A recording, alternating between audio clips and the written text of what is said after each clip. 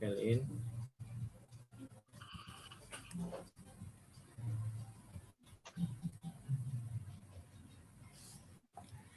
Sebelum itu juga membuat Sonora Yogyakarta. Halo, selamat sore sahabat Sonora.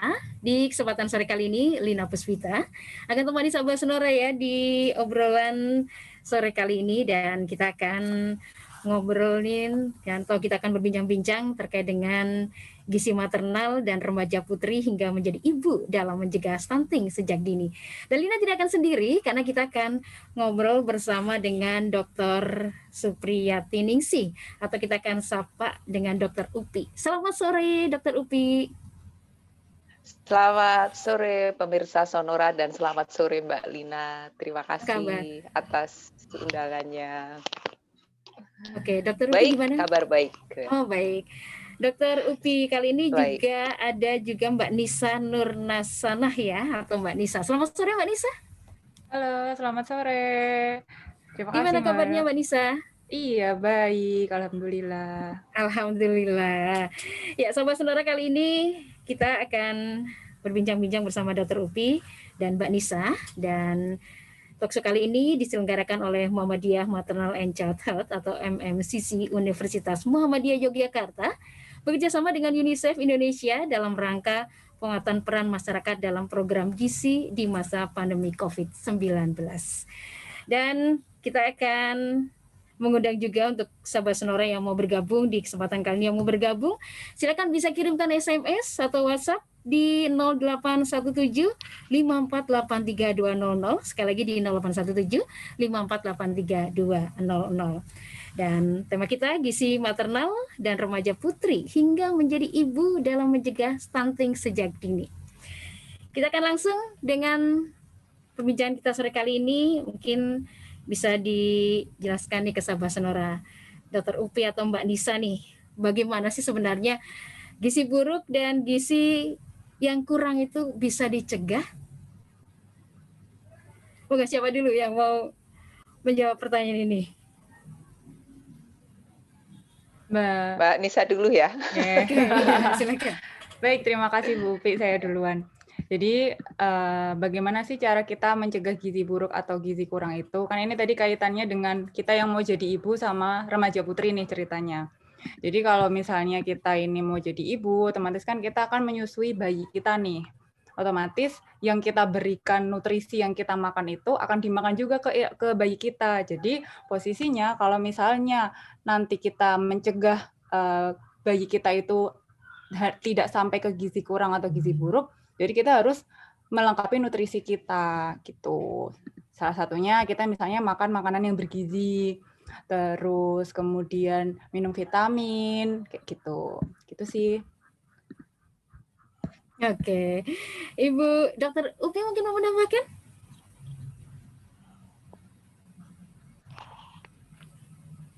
Ya, baik. Terima kasih. Jadi memang seperti yang dikatakan oleh Mbak Nisa tadi, bahwa kadang kita lupa bahwa penyiapan untuk memiliki keturunan itu tidak dimulai dari usia remaja atau usia masih muda, ya. Nah, jadi kalau kita bicara tentang nutrisi pada wanita muda atau remaja, bahkan kalau kita tarik dari usia dia anak-anak, memang harus disiapkan. Karena wanita itu memiliki dua peran. Dia harus tumbuh untuk dirinya sendiri dan dia harus tumbuh untuk menyiapkan generasi yang akan datang. Ini yang kemarin kalau kita simak di acara Sonora yang juga dibawakan oleh pusat studi kami, bahwa yang menyampaikan Dr. Bambang Edi, mengapa bisa terjadi, maka sekarang bagaimana kita bisa mencegahnya. Kira-kira mungkin itu yang bisa menjadi pendahuluan dari perbincangan kita sore ini ya, Mbak Lina. Oke. Jadi harus tumbuh dari diri sendiri juga dia dokter ya, untuk bisa menjadi seorang ibu ya. yang baik. Ini Bu, kalau misalnya wanita yang sehat sekaligus nanti dia menjadi ibu. Oke, jadi ini bisa Sahabat Sonora ikuti di kesempatan kali ini untuk bertanya langsung bersama dokter, dan tema kita sangat menarik nih, gizi maternal dan remaja putri hingga menjadi ibu dalam mencegah stunting dini. Kemudian bagaimana sih dokter untuk gizi ibu dan remaja untuk kesempatan kali ini agar bisa mencegah stunting itu seperti apa sebenarnya? Iya. Kalau untuk gizi ibu dan remaja, jelas bahwa sejak dari mulai anak-anak, anak kita harus dibiasakan. Jadi kita sebagai anak, kalau kita anak perempuan, maka kita harus memperlakukan anak kita dengan makanan dengan nutrisi yang benar. Dari mulai kemarin disampaikan cara mengasuh makannya, ya, pola asuhnya, pola makannya, sampai dengan pilihannya.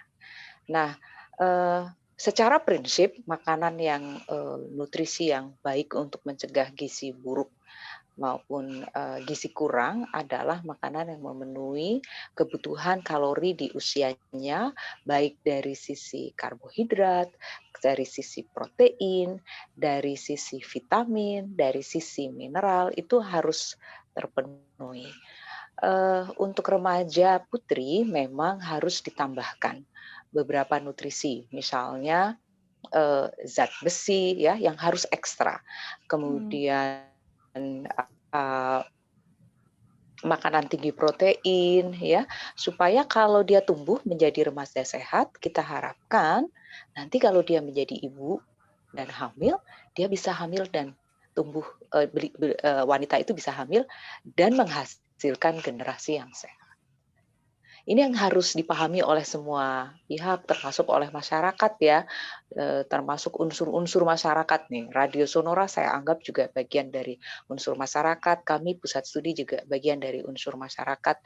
Bagaimana kita bisa menggerakkan kesadaran tentang pola asuh, tentang pola makan sejak dini. Jadi sejak dia belum mempersiapkan kehamilannya. Jadi jauh sebelum mempersiapkan kehamilan, kemudian mempersiapkan kehamilan, lalu hamil. Karena ini sangat berpengaruh terhadap nutrisi anak yang sedang dikandungnya. Jadi kalau kita mau tarik lebih jauh, maka disinilah poin startnya. Itu ya. Mungkin dari Mbak Nisa ada yang mau ditambahkan. Iya, setuju sekali sama Bu Upi ini. Jadi benar ya Mbak, ya selain itu berarti kita itu memang harus sadar lah Mbak, atau pengetahuan kita tuh memang harus dimulai sejak kita masih remaja putri. Kan kita berarti kalau kita sudah tahu, oh kita tuh harus makan sayur, kita harus memenuhi kebutuhan gizi kita, memenuhi tadi zat besi. Kalau itu kita sudah paham dari remaja putri, insya Allah nanti ketika menjadi ibu, itu akan lebih baik lagi gitu. Oke, ternyata memang sejak contoh dini, ya, contoh gimana? Kebiasaan makan ya. Contoh ya Mbak Lina, kebiasaan makan dari remaja putri itu yang kadang-kadang juga membuat kita prihatin adalah karena dari kecil kita lupa untuk mengenalkan makanan-makanan itu kepada anak-anak kita. Jadi dibiarkan untuk banyak mengkonsumsi makanan yang tinggi natrium, kemudian semua makanan instan yang menggunakan food processing yang mungkin mengurangi nilai-nilai gizinya, lalu kita biarkan. Nah, lalu itu menjadi gaya hidupnya si remaja ini ya, gitu. Nah, ini yang memang bukan saya menyerang, bukan saya menyerang penjual makanan instan loh ya, Mbak Lina. Tapi dalam hal ini saya rasa masyarakat harus kita beri pemahaman ya. Masyarakat harus kita beri pemahaman mana yang memang itu harus menjadi konsumsi utama, mana yang menjadi konsumsi tambahan. Saya juga kalau sama pasien selalu menekankan hal itu gitu. Oke. Itu Mbak Lina dan Siap. juga para pemirsa Sonora. Oke deh.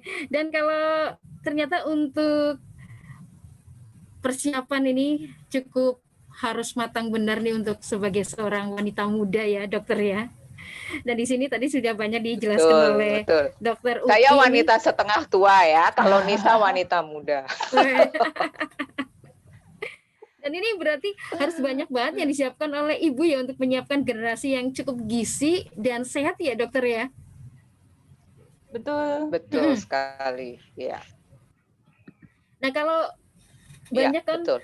Jadi gimana? ya gimana dokter?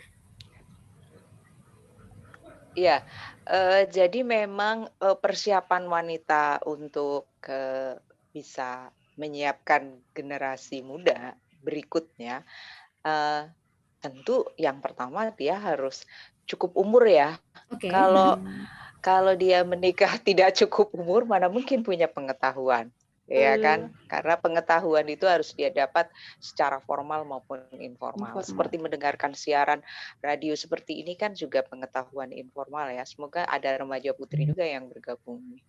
Nah, kemudian yang kedua adalah selain cukup umur, yang kedua adalah memang pendidikan tentang pengetahuan makan sebagai gaya hidup itu harus dimulai sejak dini. Jadi kita nggak bisa kalau ngajarinya dia sudah menstruasi, dia sudah remaja, itu akan menjadi jauh lebih sulit. Jadi food habit itu harus sudah ditanamkan sejak dari usia dini. Dan saya melihat bahwa sekolah-sekolah dasar sudah banyak memasukkan unsur ini dalam implementasi pendidikan formalnya. Dan saya berharap ini semakin digiatkan ya sebagai concern dari pemerintah, termasuk masyarakat harus mendorong tentang pentingnya ini. Apalagi kalau kita bicara tentang kematian ibu, kematian anak yang baru dilahirkan gitu ya. Karena anak-anak yang sejak dalam kandungan dia mengalami masalah gizi itu akan mempersulit pertumbuhannya dia setelah dia dilahirkan. Saya yakin itu. Karena kebetulan saya seorang dokter kandungan ya. Jadi sedikit banyak saya memahami tentang benang merah antara mempersiapkan dari si wanita ini kecil, remaja, dia hamil, dan kemudian melahirkan generasi berikutnya. Oke. Mbak Nisa mau menambahkan? Ya, sudah lembut, Mbak. Saya rasa itu sudah. Ya. Jadi benar ya persiapan harus dimulai dari masih sangat remaja ya dokter ya. Ini untuk mencegah adanya kekurangan gizi ya dokter ya. Dan ini untuk memperoleh keturunan yang sehat dan cukup gizi nih dokter. Tapi kalau konsumsi makanan yang tepat untuk persiapan sejak remaja itu seperti apa sih dokter? Ya, saya nih kasih contoh ya, contohnya Mbak Nisa tuh. Saya lihat kalau makan itu selalu camilannya tuh ada buah, ada sayur. Saya promosikan loh, Nis. Nah, itu adalah suatu upaya untuk persiapan ya. Kemudian juga remaja ini kalau saya boleh mengusulkan kepada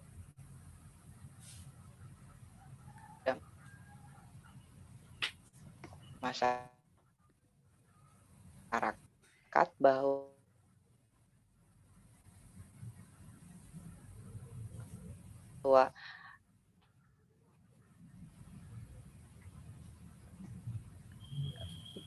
kan gini, sifat tuh. Nah, memiliki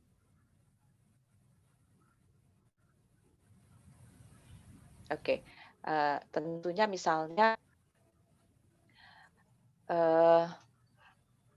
makanan-makanan yang terutama banyak mengandung tadi yang saya katakan ya, zat besi, protein, itu menjadi bagian yang harus dipersiapkan.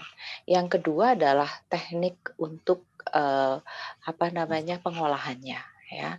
Kadang-kadang kita keliru ya ketika pengolahan itu betul-betul menjadi makanan yang terlalu lembek dimasak atau terlalu matang dimasak, kemudian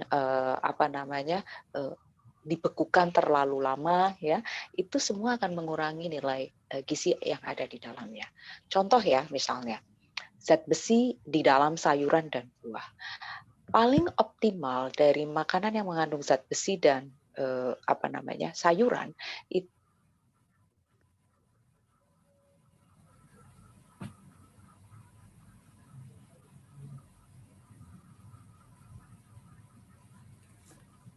Ya, Dokter Upi. Sinyalnya hilang ini sepertinya. Dokter Upi. Coba Mbak Nisa mungkin mau menambahkan tadi yang disampaikan. Iya, jadi saya menambahkan yang disampaikan Bu Upi tadi. Jadi gimana sih kita selain harus tahu bagaimana sih kita menambahkan gizi setiap makanan yang kita makan, itu salah satunya itu pengolahannya, Mbak. Jadi kan tadi kata kuncinya itu tidak boleh terlalu matang atau terlalu lembek. Memang kalau misalnya kita memasak sayur itu kan sebenarnya nggak usah terlalu lama-lama, karena kan kalau sayur itu kan rata-rata kan banyak yang berdaun. ya, betul. Itu kan yang sering, ini Bupi sudah bergabung, jadi yang sering memasaknya itu bisa cepat itu kan kayak makanan-makanan yang sayuran berdaun seperti itu nggak usah sampai 5 menit pun matang, pasti akan matang, dan itu yang lebih bagus. Apalagi warnanya itu masih hijau, dan kadang kalau misalnya dimakan tuh masih yang ada bunyinya kayak gitu loh, Mbak. Jadi kayak gitu. gitu kan masih enak tuh daripada kita makan makanan yang daunnya tuh udah lembek kayak gitu loh, kayak gitu. Setengah Itu sih matang salah gitu kan? satunya mungkin cara masaknya. Kalau setengah matang sebenarnya kalau sayur itu kan buat lalapan aja kita bisa ya Mbak ya, kayak misalnya kubis, kemangi itu kan mentah aja kita bisa makan tuh. Itu termasuk salah satu sayuran yang bisa kita konsumsi dan itu bagus banget buat gizi kita. Tuh. Oke. Dokter Upi tadi Itu. sempat terputus ini.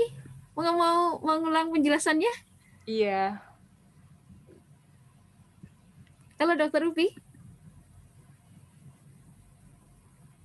Ya, kalau begitu kita akan jeda iklan dulu untuk Mbak Nisa dan Dokter Upi. Nanti saat kita akan kembali, dan untuk sahabat Sonora di kesempatan kali ini yang sedang menyimak perbincangan kita di sore kali ini bisa bergabung untuk SMS atau WhatsApp di 0817 5483200. Sekali lagi di 0817 5483200, dan tema kita adalah gizi maternal dan remaja putri hingga menjadi ibu dalam mencegah stunting sejak dini. Sesaat lagi kita akan kembali. Ya, saya mohon maaf agak terlambat sinyalnya.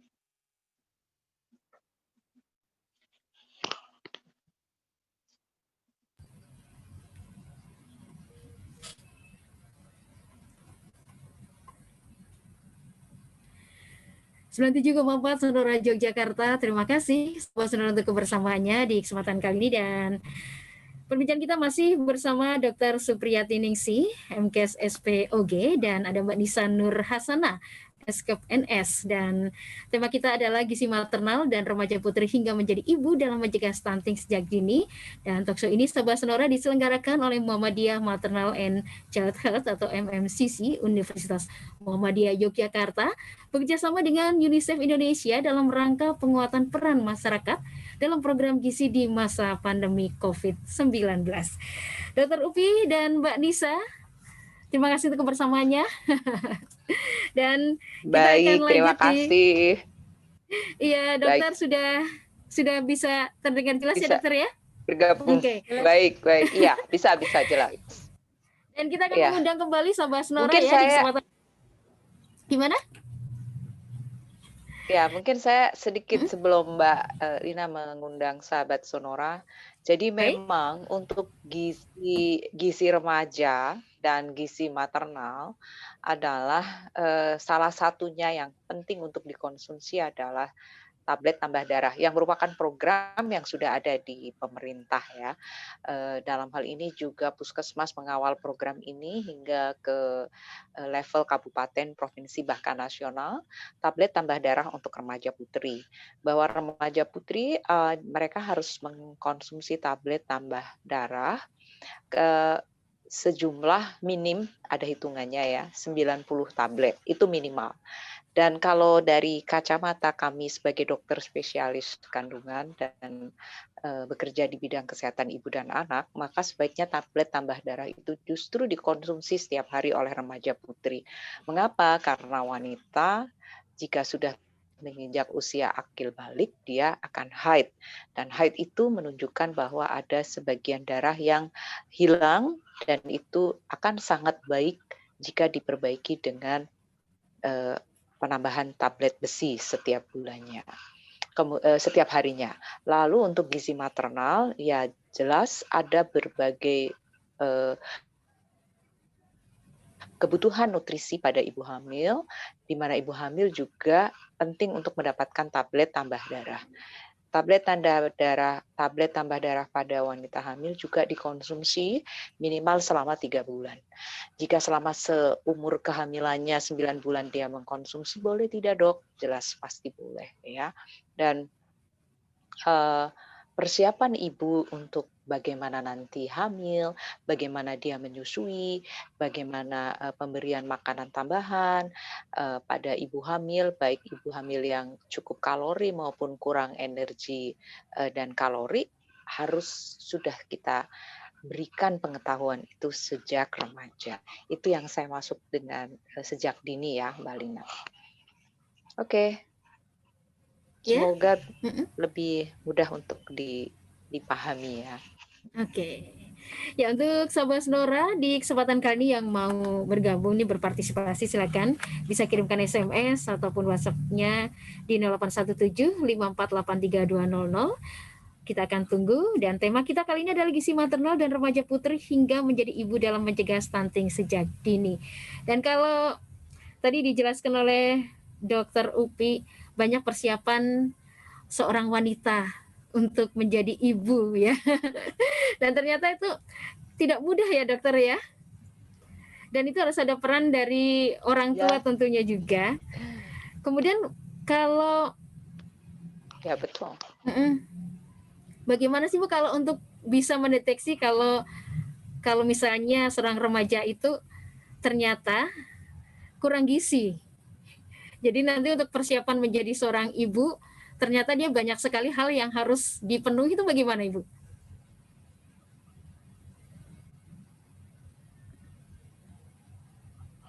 Ya, jadi pengukuran gizi pada anak remaja tentu berbeda dengan ketika dia masih usia anak-anak. Tetapi ada dua hal. Remaja kurang gizi umumnya pasti berasal dari dia kurang gizi sejak anak-anak ya, sejak bayi lah sampai dengan dia usia anak-anak. Lalu kemudian berkembanglah di usia remaja. remaja dianggap sebagai dewasa sehingga ada perumusannya.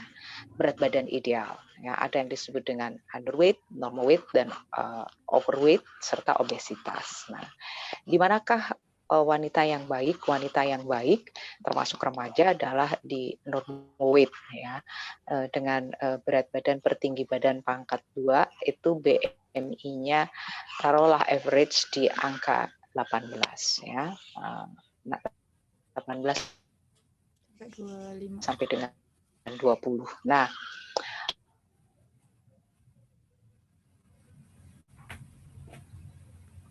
wanita ini juga harus terus dikawal si remaja ini nutrisinya yang pola gizi dianggap sebagai pola gizi seimbang. Jangan sampai berat badannya ideal tapi pola makannya kemudian lebih banyak mengutamakan makanan-makanan yang junk food, yang tinggi natrium, tinggi lemak dan sebagainya. Yang kandungan ya natrium juga, ya, yang kandungan gizinya sudah banyak mengalami perubahan akibat pola olahan yang tidak tepat. Jadi itu yang mungkin bisa saya sampaikan, Mbak Lina. Oke, ya itu tadi kalau misalnya mendeteksi atau untuk remaja-remaja atau calon ibu ya dokter ya. Nah kalau untuk mendeteksi anak yang kurang gizi Ya. sejak dalam kandungan ibu itu bagaimana? Nah ya, satu pertanyaan yang bagus. Dan saya berharap ini bisa memberikan banyak pengetahuan dan pencerahan bagi para pemirsa Sonora, ya. Memang pertumbuhan anak di dalam kandungan itu bisa dipantau perkembangannya, bahkan sejak dia dari hamil trimester 1. Ya. Nah, di mana pada saat hamil trimester 1, trimester 2, dan trimester 3, dokter akan melakukan atau puskesmas akan melakukan pemeriksaan taksiran berat badan janin berdasarkan minggu kehamilannya. Nah, taksiran berat badan janin dengan minggu kehamilannya itu ada ketentuannya. Seperti kalau dulu kemarin Dokter Bambang menyampaikan tentang apa itu namanya kurva pertumbuhan berat badan, kita juga punya kurva pertumbuhan berat badan berdasarkan umur kehamilan ibu. Nah, itu bisa dicek bahkan dengan satu alat yang sekarang sudah canggih, yaitu dengan ultrasonografi. Jadi dengan USG pertumbuhan anak itu bisa dipantau di dalam kandungan. Tentu tidak bisa serta-merta. Nah, ini bedanya. Tidak bisa serta-merta kita mengatakan bahwa gizi anak ini kurang dari umur yang seharusnya di minggu ibu hamil hanya dengan satu kali pantauan. Jadi ada kriteria kami yang mengatakan dari obstetri dan ginekologi sebagai guideline nasional adalah 3 kali pengukuran. Jadi 3 kali kunjungan, 3 kali pengukuran berat badan anak tidak sesuai dengan minggunya, maka kita bisa mengatakan sebagai kecil untuk masa kehamilan atau yang disebut dengan intrauterine growth retarded. Jadi dia mengalami gangguan pertumbuhan sejak intrauterine, itu artinya di dalam rahim. Nah, ini sudah harus menjadi warning yang kuat bagi dokter maupun ibu yang mengandung anak. Karena apa? Tidak boleh diteruskan terus-menerus sampai dia dilahirkan dengan berat badan kurang. Contohnya minggu dan berat badan mana gitu ya, Mbak Lina dan pemirsa Sonora. Misalnya begini, bayi lahir cukup umur berat badannya itu harus 2,5 kilo atau 2.500 gram. Jadi kalau kita di usia 37 minggu, biasanya ibu-ibu melahirkan 38 sampai 40 minggu gitu ya. Jadi 2 minggu sebelum HPL sampai pas HPL tuh 38 sampai 40 minggu. Di 37 minggu kita sudah ada guideline tentang batasannya. Minim harus 2.500. Jadi kalau kurang dari 2.500, bahkan 2 kali pemeriksaan sebelumnya kurang, maka kita harus mewarning ibu tentang pola asuh dan pola makan si ibu supaya segera diperbaiki. Nah, umumnya itu karena banyak kekurangan energi, kalori, dan protein yang kurang.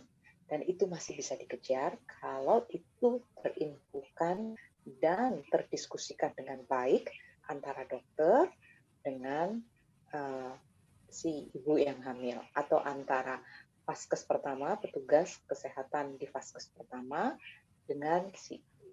Dan ini akan kita kembangkan dalam program kita dan sedang kita kembangkan antara kader masyarakat dengan ibu.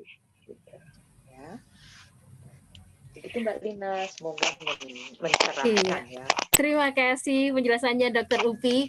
Dan Mbak Nisa juga, kita akan jeda tanda waktu dulu dan beberapa iklan terlebih dahulu. Saat lagi kita akan kembali. Dan untuk sahabat sonora serta semuanya saja yang lagi mendengarkan kita, nanti kita akan mengundang sahabat sonora dan kita akan bacakan WhatsApp yang sudah masuk di 0817 5483 200.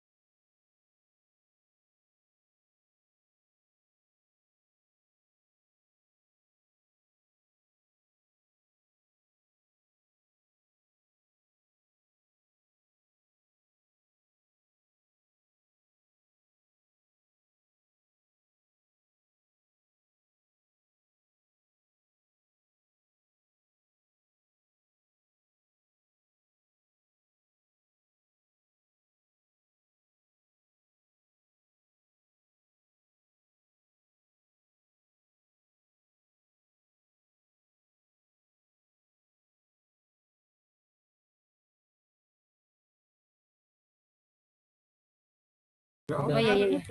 Oh iya. Saya baru sekali aja bingung, ada grogi. Jadi jangan diam-diam terus. Gak apa-apa. Oh gitu. Oke, siap Mas. Kamu tuh biasa gitu. Grogi. Grogi ya Mas saya ya, gak usah grogi.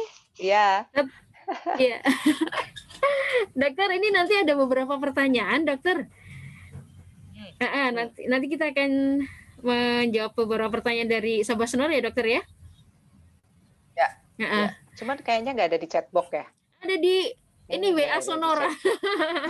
Ini adanya di WA Sonora. Oh ya, di WA Sonora. Yang di chat ini kayaknya belum ada. Nanti saya bacakan. Ya, nggak apa-apa, dibacakan aja. Iya nanti. Oke. Atau ini Mas sekarang. Ini sih ada yang nanya ini, Dokter, apakah di DIY ini masih tinggi angka kurang gizi?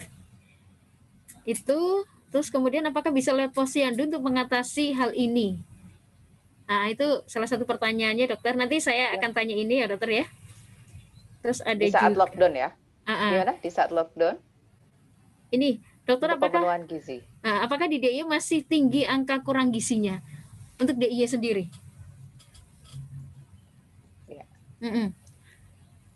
Untuk mengatasi ini. Sekarang atau dijawab nanti? Nanti Dokter masih iklan. Masih iklan. Masih iklan. Ya, untuk mengatasinya. Gitu. Terus ada juga ini gimana sih? Ya, kalau ini Ibu Dokter, jika ibu hamil tapi mengidap miom, apa ada makanan yang bisa aman untuk janinnya? Itu pertanyaan yang kedua.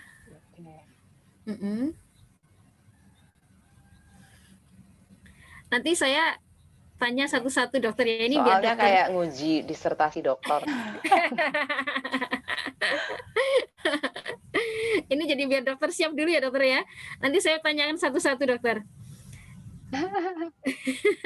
Oke. Terus ada juga, apakah ada makanan-makanan tertentu yang harus dihindari selama masa kehamilan demi kesehatan kandungan?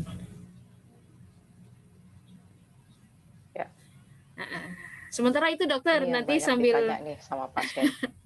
Baik, sip. Sambil nanti sambil menunggu nanti beberapa yang masuk lagi. Oke. Sebentar lagi kita masuk ke Siap. Oke.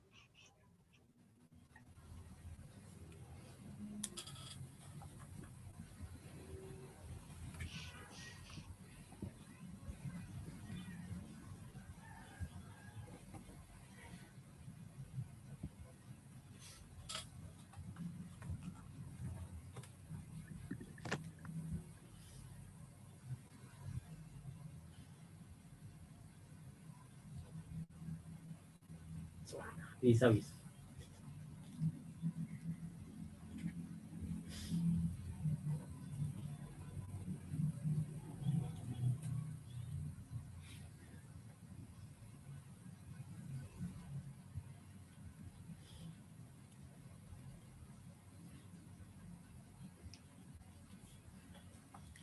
Terima kasih Sobat Sonora untuk kebersamaannya di kesempatan kali ini, dan kita masih ngobrol bersama Dr. Upi dan Mbak Nisa, dan kita mengangkat tema tentang gizi maternal dan remaja putri hingga menjadi ibu dalam mencegah stunting sejak dini.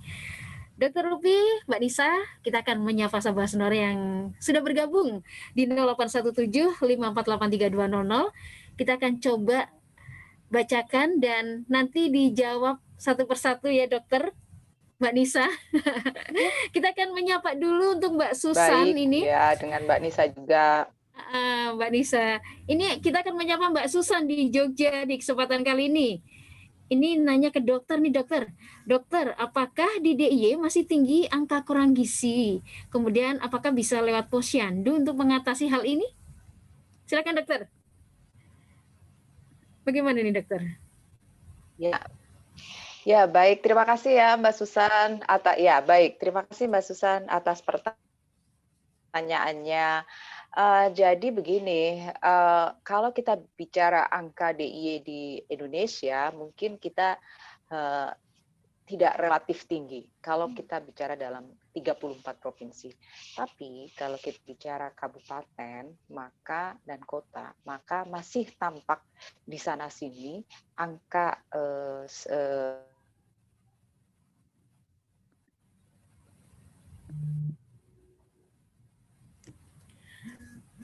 Halo dokter. Dokter Rupi, Mbak Nisa mau menambahkan terlebih dahulu? Boleh menambahkan yang dari Bu Upi tadi ya, yang dari Dokter Upi. Jadi memang beberapa kabupaten di DIY itu banyak terdapat ada selisih beberapa yang memang tingkat gizi kurangnya itu ada sih di laporannya. Halo? Ya dokter. Oke, masih jeda ya. Silakan Mbak Nisa bisa menambahkan lagi. Iya, jadi Mbak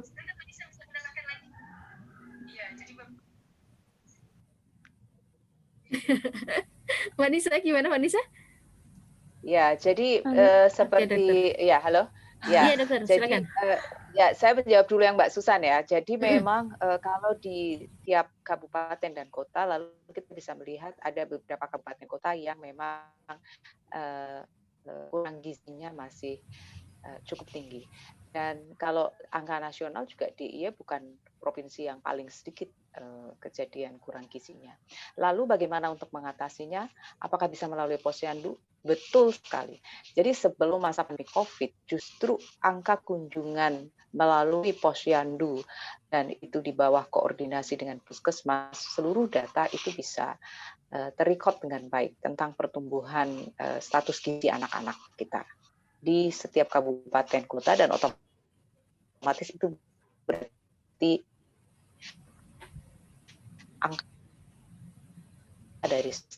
dari provinsi dan setiap provinsi kalau untuk level nasional. Tetapi Susan serta semua peserta di Radio Sonora, karena apa? Masalahnya timbul karena adanya aturan-aturan dan itu memang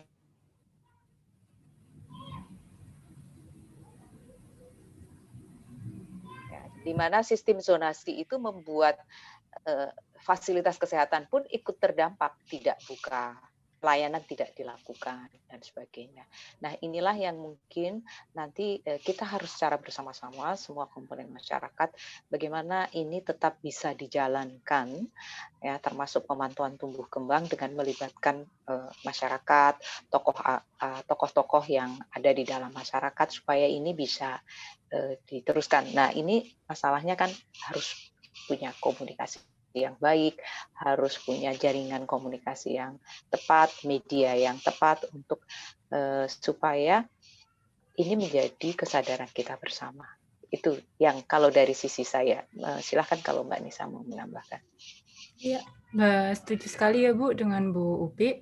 Jadi memang selain komunikasi tadi, memang di puskesmas itu memang sudah tersedia gitu loh Mbak, pelayanan untuk balita dengan gizi kurang. Bisa dihubungi puskesmas terdekat, mungkin yang di daerahnya Bu Susan ya tadi menanyakan.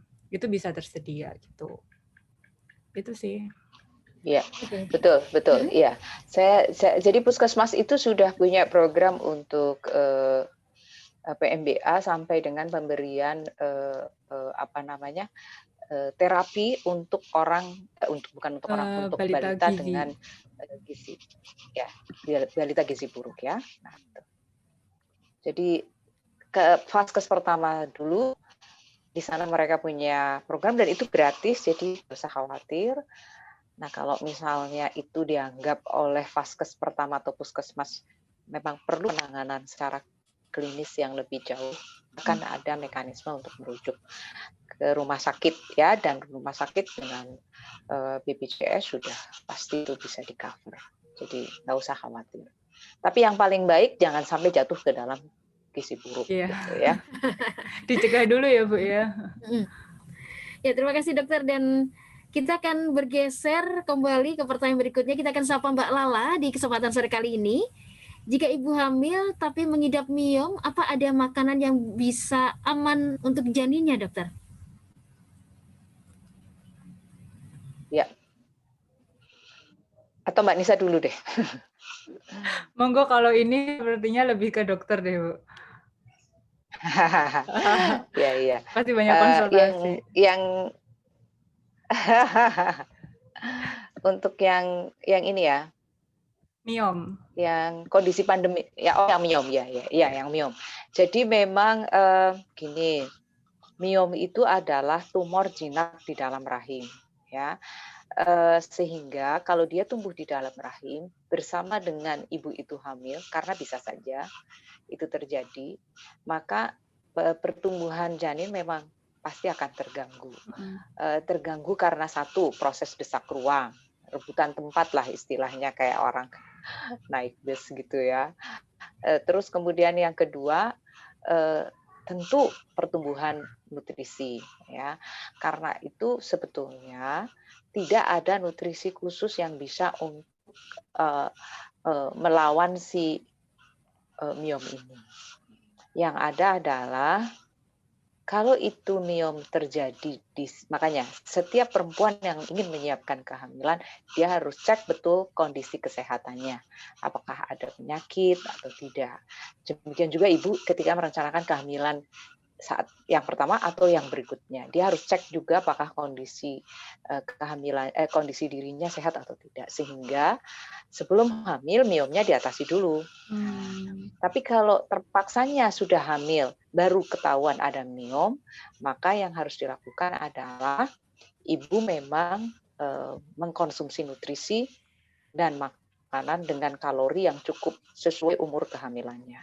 Ya, di kehamilan awal memang diizinkan untuk tidak terlalu banyak dengan kalori yang cukup. Misalnya kalau hamil rata-rata itu sekitar 2.700, ya, average lah rata-rata. Di awal hamil dia memang masih agak sulit karena makan yang belum banyak, masih sering mual muntah dan sebagainya. Tapi begitu di trimester 2 dan 3, maka target kalori yang masuk harus sesuai, termasuk nilai atau unsur gizi yang ada di dalamnya. Dengan cara seperti itu, biasanya pertumbuhan janin tetap baik, miomnya juga tetap ada. Kalau masalah tata laksana persalinannya lain ya, tapi maksud saya tentang kecukupan gizinya. Dan biasanya kalau bayinya tumbuh dengan baik, miomnya tidak terlalu membesar, atau justru karena miom tidak membesar maka bayi tetap bisa tumbuh dengan baik. Itu yang saya bisa jawab, Mbak Lina. Oke, ini menjawab pertanyaan Mbak Lala ya. Terima kasih untuk kebersamaannya. Dokter, ini masih terkait dengan miom dan kista. Ini ada Mbak Risa yang menanyakan, jika remaja mempunyai penyakit bawaan miom atau kista, ini makanan apa yang harus dikonsumsi, dokter? Lina sambung dulu ya jadinya. Iya, saya setiap ada talk show di TV maupun di radio pasti akhirnya mengarah ke apapun topiknya, pasti mengarahnya ke urusan yang seperti ini. Tapi coba saya batasi ya. Jadi begini, mau ada miom maupun ada kista, sesungguhnya semuanya itu akan bermuara kepada gangguan pertumbuhan janin. Jadi yang harus selalu kita ingat bahwa kalau apakah itu membahayakan, membuat janin keracunan, tidak. Ya, tetapi justru mengganggu pertumbuhan janin. Nah, pertumbuhan ini adalah yang tadi saya sampaikan, akan menghasilkan bayi yang berat badannya kurang dari umur yang seharusnya. Nah, ini kalau dilahirkan, maka ini adalah kelompok orang-orang yang juga berisiko besar untuk mengalami gizi buruk saat pertumbuhan sudah di luar. Nah, karena itu, untuk mencegah supaya tumor dan kista itu tidak tumbuh, harus dicegah dulu sebelum hamil. Maka kita harus memiliki gaya hidup yang sehat. Selain juga karena faktor keturunan. Sesungguhnya faktor keturunan pada beberapa kasus saja dia memiliki peluang besar. Misalnya ya, kanker indung telur atau kista ovarium itu memang faktor keturunan besar. Tapi untuk yang lain-lain itu faktor keturunan tidak banyak berperan, lebih banyak bergerak dari gaya hidup dan gizinya, ya. Makanya kalau gizinya bagus dari anak ini berada di dalam kandungan ibunya, maka dia pasti akan menjadi orang yang sehat di remaja dan ketika dia akan hamil menjadi seorang ibu. Itu saja dulu prinsip yang harus kita pahami, ya. Oke, jadi ini dokter tadi menjelaskan kalau miom ini bukan penyakit keturunan ya, dokter ya? Ya, Ini bukan ya. Ini soalnya ada yang menanyakan juga ini. Ada yang menanyakan. Iya benar.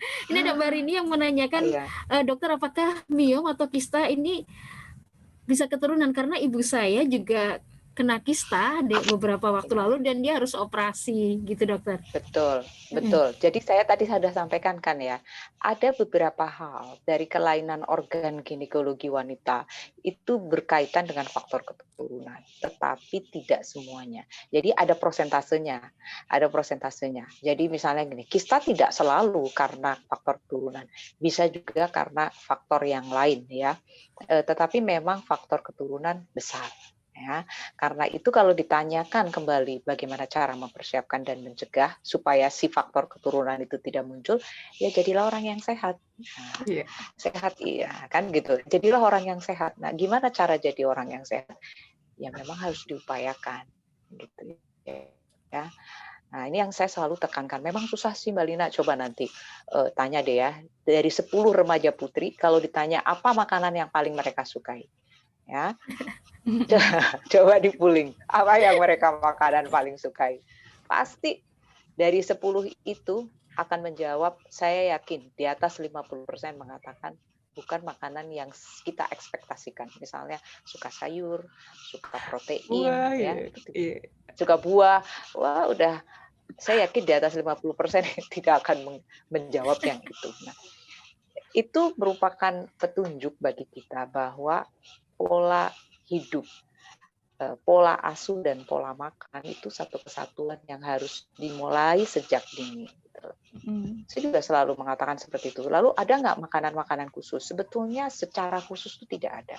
Bahkan pada wanita hamil, kalau kita mengacu di maternal and child nutrition, kita lihat bahwa di guideline internasionalnya hampir tidak ada makanan pantang bagi wanita hamil. Hampir tidak ada. Kecuali wanita itu punya faktor alergi. Nah, jadi kalau dia ada alergi, ya memang harus ditinggal gitu ya.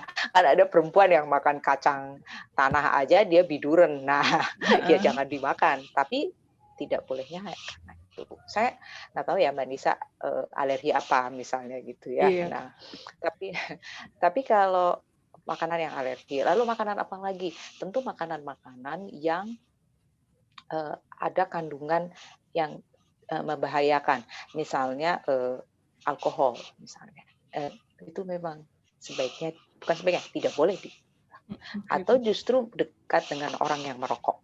Ya, ingat bahwa merokok baik secara aktif maupun pasif itu sangat mempengaruhi kualitas janin. Nah, jadi kalau itu kan kalau di luar negeri termasuk kayak di Jerman dia bagian dari Lebensmittel. Jadi Lebensmittel itu adalah makanan pokok, sehingga rokok karena masuk di makanan pokok, kalau kita lihat di toko-toko makanan dia dijual. Nah, rokok itu juga mengganggu ya. Jadi banyak gaya hidup yang harus dijadikan sebagai pola sandaran si wanita ini kalau dia ingin sehat. Oke, terima kasih dokter. Kita akan jeda dulu. Sesaat lagi, Sobat Sonora, kita akan kembali.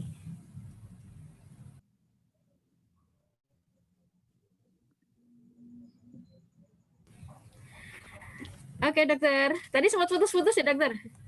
Iya, nih saya nggak tahu deh. Karena emang suka kayak gini nih. Gara-gara mungkin musim salju. Saljunya di luar tebal sekali soalnya. Oh gitu ya. Ya, ini tadi berarti sekaligus menjawab pertanyaan tadi yang Mbak Alexa juga ya dokter ya. Yang tadi menanyakan soal makanan tertentu yang harus dihindari selama masa kehamilan ya dokter ya. Iya. Jadi secara prinsip itu tidak ada. Kecuali ibu itu ada alergi, ya. Kecuali ada alergi. Jadi boleh nggak dok makan jengkol? Boleh. Tapi nggak hamil aja juga jangan banyak-banyak kalau makan jengkol.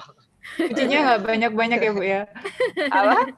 Kadang tuh apa sih kayak duren kayak gitu-gitu loh Bu. Itu kan pasti banyak yang ditanyakan tuh. Iya, nanti saya singgung. Ini lagi musim duren soalnya Bu. Makanya aku kalau mau ngomongin yang terlalu keras nanti takutnya itu adalah gaya hidupnya Nisa gitu ya. Saya ikut mendengarkan ini. Mbak Nisa sih sehat. Mbak Lina juga kan sehat kan? Sehat dokter. Gaya hidupnya sehat kan, insya Allah ya. Semoga sehat ya dokter. Amin. Gaya hidup itu sangat penting. Dokter, nanti waktu kita sekitar tinggal 10 menit lagi dokter. Oke, sip. Ya, kamu guide aja lah. Kalau misalnya terlalu panjang saya ngomong, di-cut aja. Kadang-kadang lupa ya. Soalnya dosen senengnya ngomong. Oke. 1 menit lagi. Oke. 1 menit lagi ya dokter ya. Ya. Ini nanti ada pertanyaan lagi atau yang gimana itu Mbak? Pertanyaan dari apa? Ini pertanyaan sementara sudah dijawab. Ini pertanyaan sementara sudah dijawab. Kita akan lanjut dulu deh yang ini tadi bagaimana mendeteksi anak kurang gizi. Udah tadi ya. Ini aja faktor resiko yang bisa menyebabkan ibu hamil bisa melahirkan anak kecil. Yang kecil. Anak untuk umur apa saja faktor risiko yang bisa menyebabkan ibu hamil bisa melahirkan anak kecil? Ya. BBLR. Anak kecil dari umur BBLR. Nanti Mbak Nisa tambahin ya. Mbak Nisa dulu deh yang jawab. Kayak hipertensi, diabetes. Iya. Ibu dengan kelainan-kelainan penyakit pasti lebih mudah untuk melahirkan. Nanti saya tambah. Bukan anak kecil ya. Kalau lahir bayi pertama kali pasti kecil. Tapi lahir kecil dari umur. Oh, melahirkan bayi kecil ya? Ya, bayi kecil aja Mbak. Gimana? BBLR. Ya, bayi berat badan lahir rendah. Oh, berat badan lahir rendah. Ya. Atau kecil untuk masa kehamilan.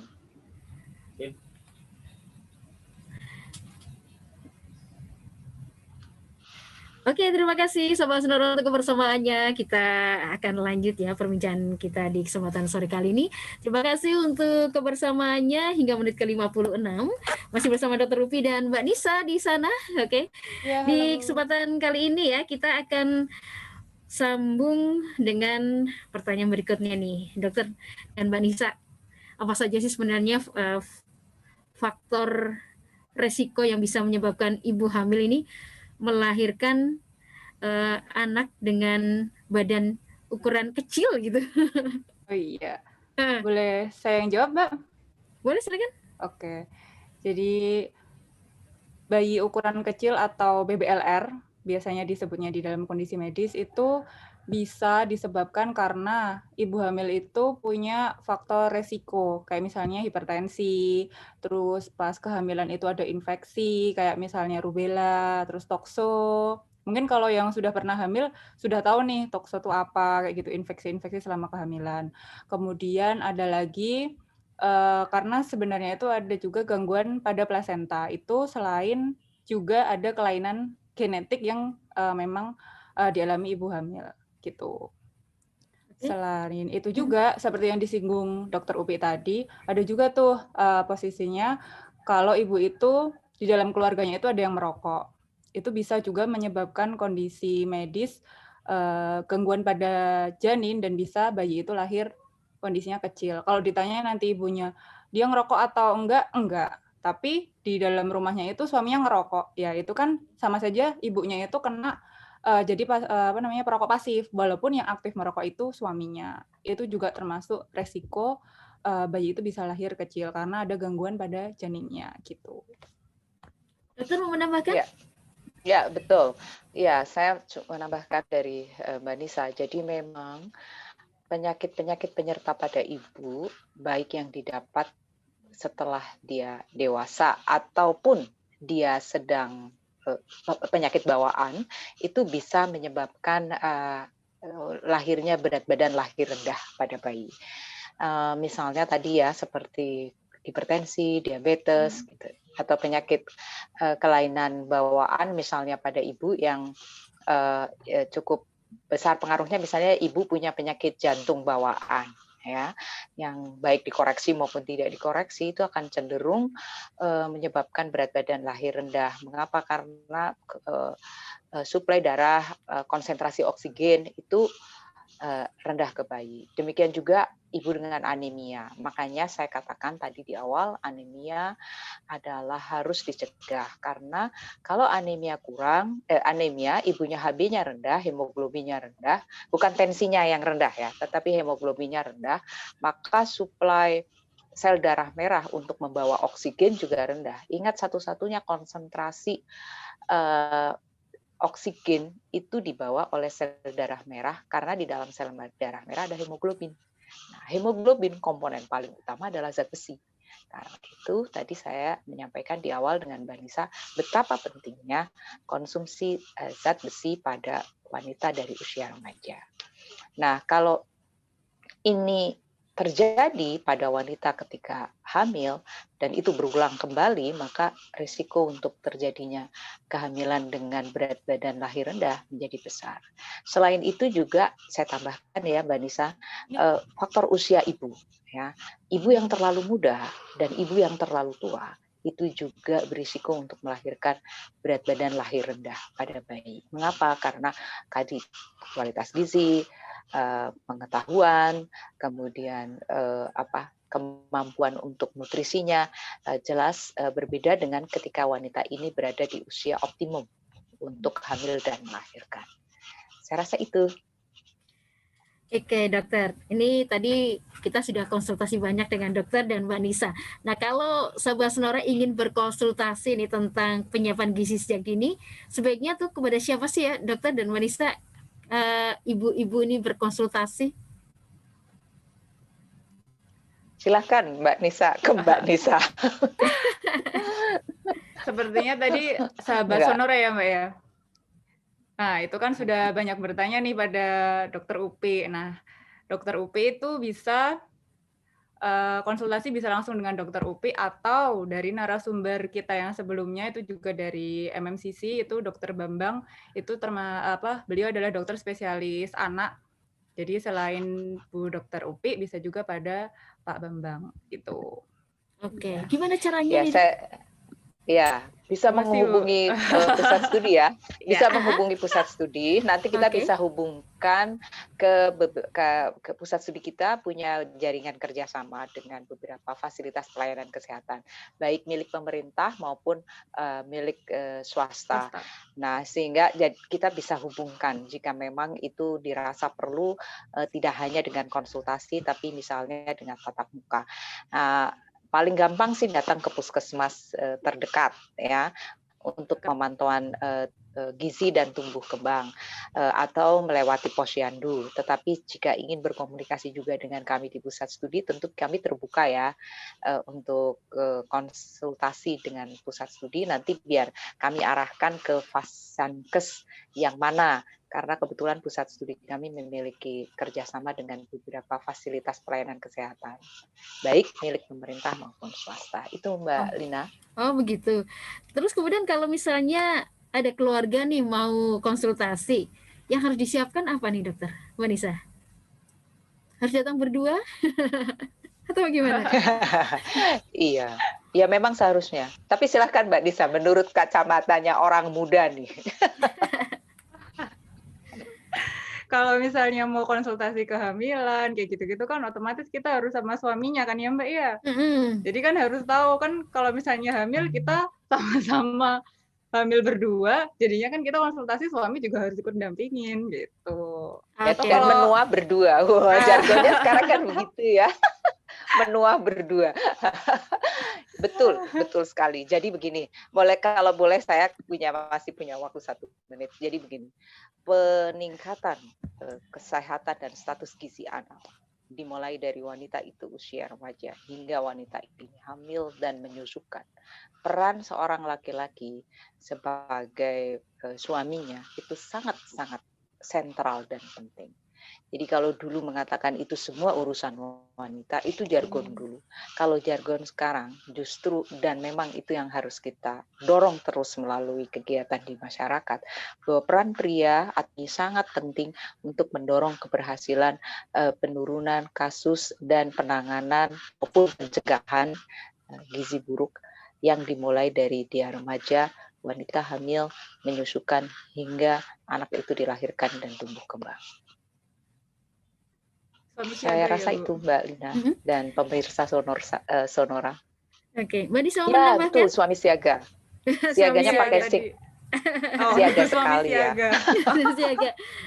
Ini untuk satu lagi nih dokter, untuk ibu-ibu muda atau mungkin calon ibu nih, kalau untuk persiapan kehamilan, wanita yang paling ideal itu sebenarnya usia berapa sih dokter untuk menyiapkan hamil? Mungkin Mbak gitu? Nisa mau nambahkan, Mbak Nisa?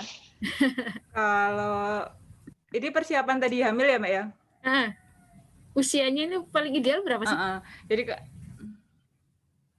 Jadi kan tadi sudah disinggung kalau semakin muda dia belum organ-organnya itu kan belum matang. Jadi sebaiknya kalau misalnya mau menikah dan mempersiapkan kehamilan itu seperti lebih dari 19 tahun lah Mbak. 20 lah paling enggak. Jadi sudah siap tuh organ-organnya. Nanti kan dia hamil, dia melahirkan. Untuk menikah ya? Gitu.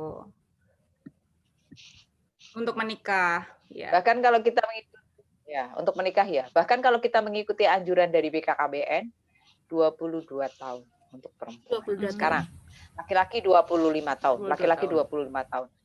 Kalau laki-laki lebih banyak bukan kesiapan secara organ reproduksi, tapi kalau laki-laki lebih banyak ke arah kesiapan psikis dan mental secara finansial ya, sosial dan finansial. Karena bagaimanapun juga laki-laki kan harus menjadi kepala rumah tangga itu.